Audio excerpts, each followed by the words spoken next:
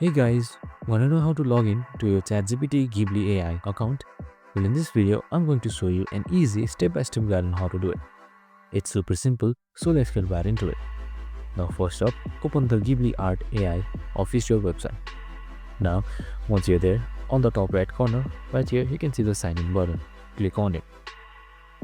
Now just simply type in your email address and then your password right here. And then select sign in.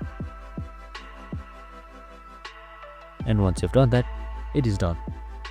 It's as simple and easy as that. On the top right corner too, you can see your profile. You can go to dashboard, your account, and so much more. And you can start generating. And that's it. I hope this video helped. If it did, make sure to like, subscribe, and tune in with us for more of our videos. See you on the next one.